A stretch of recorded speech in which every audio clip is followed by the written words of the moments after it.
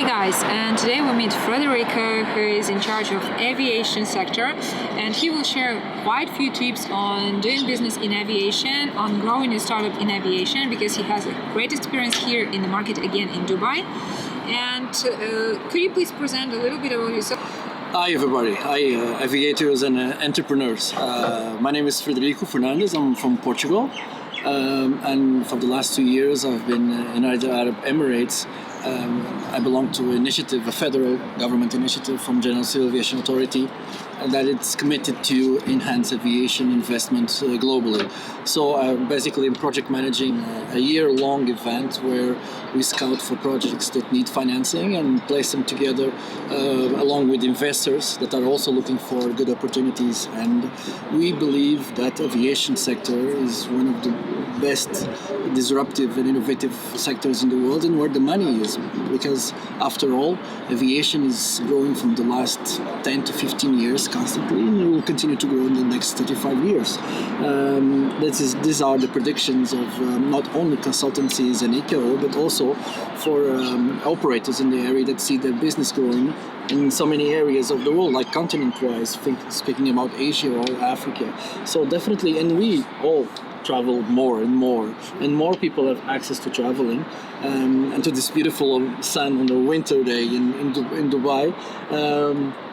By the way, this is a winter day in Dubai.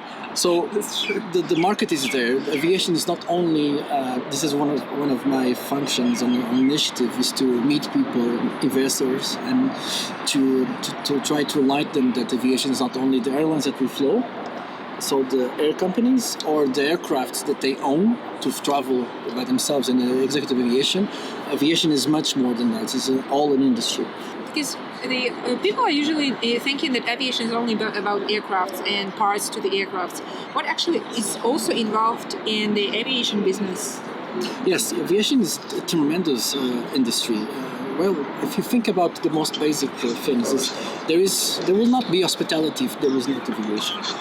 Hospitality cannot grow, or hotels cannot grow in such a grade or such a way if the aircrafts don't fly people in. And because if you want to fly or to ship people in boats from the United States of America to here, it will take a lot of time. So time reducing, the connection of making people, facilitating people connectivity is one of the things that brought tourism into the scope where we are. So in fact, there is a lot of products in tourism that are enhanced by aviation, and aviation by themselves, they have also inside the huge sector, they have mini sectors. But those mini sectors are sectors with a lot of power. For example, airports. Airports, everything that's related to airports is related to aviation, because without aircrafts, airports don't exist. Everything that's related to maintenance and aviation, that is very high profile, is also connected to aircrafts, and all the services around it, like for example, airport customers, security, safety, so software. So everything that you can think about in other industries also exists in the aviation sector, with different rules, probably much more well thought, much more controlled. Yeah. But the market is big, it's very big. Sure. And also drones, right? Because it's being kind of introduced to the market, and everyone at the moment thinks drones are only in charge of doing nice videos, but it's not totally not, because there is a drone delivery, and I think it will be taken to a totally different level with not only kind of regular deliveries, but probably with all the facilities, including some kind of stuff we cannot even imagine at the moment. And you are mentoring startups as well in this sector. Yeah, we are doing it for GIAS, so Global Investment in Aviation Summit. One of the key participants of GIAS platform, or the biggest global leading investment in aviation platform, are startups in the aviation sector. And those startups can be from elsewhere, from drones, as I said. Yeah. Everything that flies and everything that makes things fly and everything that originating is connected to aviation, even the licensing purposes. Yeah. So startups, they come across this platform. Normally I'm the first filter. Although the time is limited, I take my time to listen to all of them, no matter. So if you're a startup and thinking of aviation, this is the person to be contacted first. And sometimes I'm a little bit too straight because I'm also an entrepreneur. I think everybody's an entrepreneur, and I know how difficult it is for people to fuel up dreams that needs to be at some point stopped and say you need to rethink, or this doesn't apply. So I listened to a lot of startups in the process. For Jay's last year, we listened to around 100, and we had 31 very good ones on the event. This year we are That's a good percentage. I mean, Yes. 30 of 100 is a really good startup, which means it's really a great kind of amount of startups that approach you Yes. that are already on a high level. I mean, Yes. Yeah. When I think that something is very promising, I tend to speak with my closest contacts, my network, and even my colleagues in JAIA's and or General Aviation Authority to speak about what use that idea will have. That's kind of a growth filter. We go to our our incubator, official incubator is Intelac. Intelac is an amazing aviation incubator / tourism that belongs to stakeholders, key stakeholders here in UAE, Dubai Tourism, Danat Emirates Group, and also General Atlantic G. Here how Intelact's Investors Demo Day look like. Pretty amazing, everything about this event, both presentations and the venue and scale. So, and they also have this amazing thing that do a beta filter even, and they go and watch in detail what is the promise or what is the product of that startup, which added value there is, and if they can't, they start to connect to people, to mentors and to partners to develop the idea. For example, I had a mentoring session in Intelac where my role was, because I deal with a lot of investors, my role was to explain to those startups how to face investors. So how to connect with them in 2 to 5 minutes, not explaining how to do the presentation, but what to expect. And last year we had 3 startups that were financed on the event, and 2 of them are coming this year as our sponsors for the initiative. So that means that they scaled very fast in 1 year, and that things went okay. Yeah, I think for the good startups, if they are kind of well prepared when pitching you, they have less homework to be done afterwards, and that's much faster process for them to be developed and stuff. Well, what kind of struggles they have when they try to start their business, when they want to do business, and what are they facing? Most objections for the startup company in the aviation sector is the knowledge. So it's very hard for a startup company in the aviation sector to face investors that don't understand aviation. So I normally say that investors need to speak fluently aviation so that they can start thinking of giving some money. So and we had a lot of examples. I don't want to typify, but imagine if you create a software, an amazing software that is going to solve a huge problem that airlines and airports have on the product called X. You go to an investor and I say, listen, I've got this amazing idea. Everybody's crying for this. This will solve the problem X. And he will tell me, what? Problem X? He's not even aware of it. Yeah, what is that? Is that scalable that people use that? I know that everybody uses it. Everybody's crying. There is a pain for that. There is no competitive side. The added value is all there. But you as a traditional investor will think, you don't speak aviation fluently. You don't know what is X. If it was another investor in the aviation sector, they will know what is X. They say, no way. It's completely different. So this happened. This is the first, I think, the only biggest strength. And I think that's what most startups do, and that's what actually I tell everyone to do. If they're approaching investors, they should know first, what did investor invest in previously? Yes. When I ask, because I meet a lot of investors, I always ask them, what made you ignite? What is the spark? And he always tells me it's the person in front of me. Yeah. It's not the business first, it's always the person. So you need to know how to engage. And it's always like that. I mean, there should be some chemistry between the investor and the person. And even if the project is great, but someone cannot introduce this project, or someone is not sure of this project, or just you don't like him because you don't like him, yes. it will not happen. Yes, it will not happen. Unless there is a venture capitalist and you are already in acceleration process, so they know the product, you can send your worst pitch guy there. There is no problem because they're already in love with the product, so there is no issue. So well, I think being a part of accelerator has its pros and cons, but still to get into accelerator, you have to know how to pitch. Of course, you already need to pass that first stage. So first will be the added value. The second, the presentation really matters. So this is what really all the hubs around the world and startups are looking at, is the way that the added value that the product has and the way that you present it. It's all about this. So guys, to just for you to be super interested in Interlac, I have a video. I will show you a part of it. Last time Frederico invited me at the event where startups were pitching. So I have just a bit of that. I'm sure you didn't see it anywhere in Europe. On the level they have to, I mean, seriously, you cannot find it anywhere else. Yes, and also one of the things that I believe it helps startups here in the Middle East, well, let me just reduce this meanwhile to UAE, is that the culture here from investors and from even from stakeholders is a very open culture to business ideas. So they even might not care about your business or about your solution, but they will receive you.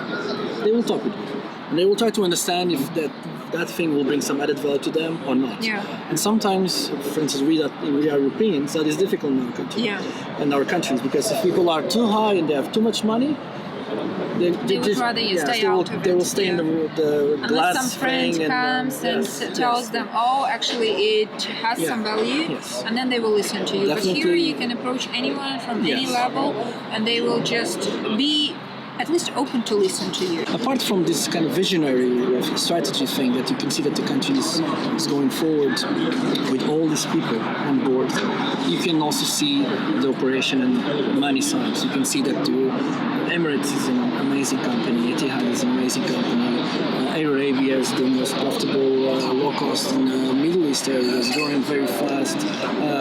Fly Dubai is also a huge connector for Emirates, is flying everywhere. The professionals that are involved on these companies are amazing. People that work very hard, very high standards. And these high standards, I'm just talking about these companies because it's just the tip of the iceberg. I'm talking about this because you know them. But you know, yes, Emirates. And all this agency demanding and professionalism, it's vertical to all companies in the aviation sector. So this is the right place for you to be when you want to be in the aviation sector. And also because what we've been discussing until now. So the third vector and the last one, it will be the investment side. Yeah. There's a lot of equity going on here. UAE is an amazing place to open a company, and there's a lot of advantages to that. There's a lot of competition in between those places, so they keep throwing every week the best competition, the best scenario, the best social finance for you and the investor. So I think that we have here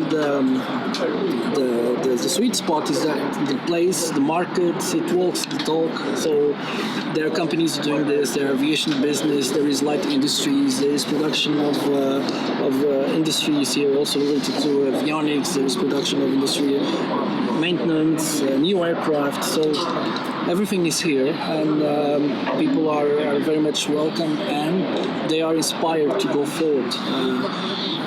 I must say that in my country in particular, in the aviation sector, we are very close even. We're not inspired to go forward. I think no one is close, because if you look at the aviation industry, I think Emirates and all the local companies, even though they're mainly privately held or with some support from the government or vice versa, there are both types of companies, but both are very successful, which is very interesting, because it did not happen to any other region to have so many successful companies in the aviation sector and so much profitable. Yes, well, that is a very polemic point in Europe, because people in Europe forget about this. Is one of the things that JAIS is also a platform for infrastructure, government infrastructure financing, and one of the things that we discuss a lot is the economical appraisal of the project. So the project is good from A to this. We're going to do from A to B. We're going to win this amount of money, but it will never be good enough. It doesn't make money for the people who are around it. So for the people who are living here, and so this is the economical appraisal of a business. And sometimes there is to be that question needs to be taken care of. So that means that sometimes you really need to have support from the government, so that business that probably is not doing well, cash on economically side, for the people around it, for the development around it, is doing very well. So it's priority. It's economic appraisal for the government and from the people around it. Phenomenon of this region is, I'm still trying to understand it. I've checked on few industries, but what they did with aviation sector and what they built around the tourism and aviation sector here is just something that probably none country did ever. What they did, it's amazing. Other countries were trying to do for so many long and with much more money, and they never did it.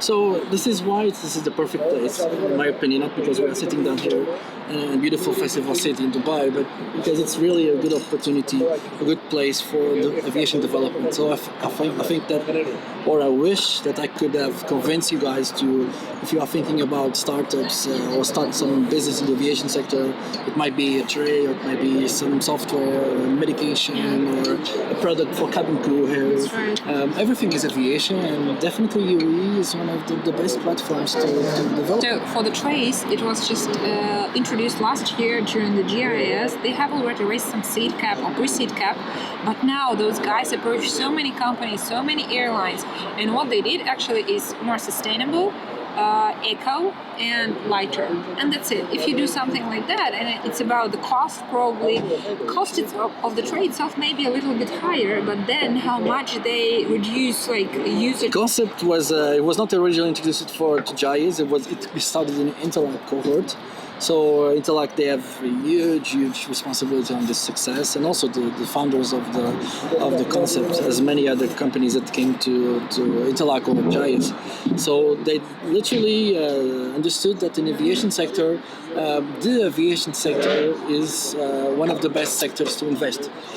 If it means sustainability, innovation, they will invest. As promised previously, this amazing book, I Don't Trust You, goes to the person who wrote the best comment on the previous video, and actually it's Małgorzata Krupa. Congratulations.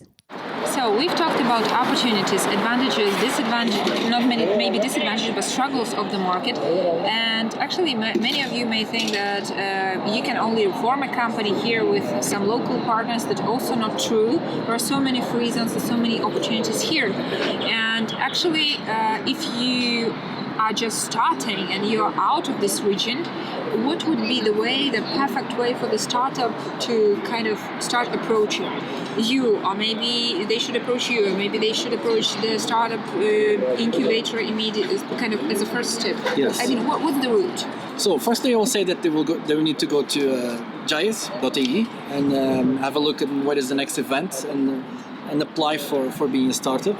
And if you are in a rush, or you can also try to see Interact, interact.com, I believe, or just put it on Google. Interact Incubator, Aviation Incubator Tourism Dubai, and they are always throwing out some cohorts where you can apply, and you can come to their training facilities and understand if your project has legs to go. They have a team of, I think, including Frederico, there is a team of various mentors who help you with different stages, starting from looking for investors, pitching, preparing your presentation, upgrading your project. They may not accept you because, guys, but as I mentioned many times, probably not in previous videos, but in general, I say so all the time, that approaching once may not be enough. You should develop your product. If someone rejects you, that means that you should either change your product or develop it more to show the real value. So if there is no value, or the product is not different from something you offer on the market or you find on the market, then what's the point? Definitely. As you were saying, you don't need to be serious about it. You need just to also take your time to develop the product. You need to. UE is a country of entrepreneurs, so there's a lot of visa options, including tourism, where it can allow you to come here for some 1 or 2 weeks and discuss with the industry, discuss with us, Interact or GIS, or even if your project is accelerating. So there is a place to do that without spending a lot of money and earning millions, because opinions of the others and opinions of stakeholders that are already in an industry, they are priceless. And then you go back and then you think about it, and in the meantime you'll discover the opportunities of investment, of investing in your company in the UAE, and you'll find it very easily, and probably this will be an amazing launch pad for your project. True. So I think we kind of shared so many tips with you guys. You should follow them for sure if you want to develop not only in aviation sector, but for sure if you are trying to develop in aviation sector. And well, thank you so much for joining Very us welcome. today. Thank you for always standing by me. And well, guys, you know the person whom you should contact if you're in aviation sphere. Thank you. See you next time. Bye. Well, guys, that's not it. Don't forget to comment, share the video, like, and if you're not subscribed to my channel yet, to subscribe to my channel. Bye!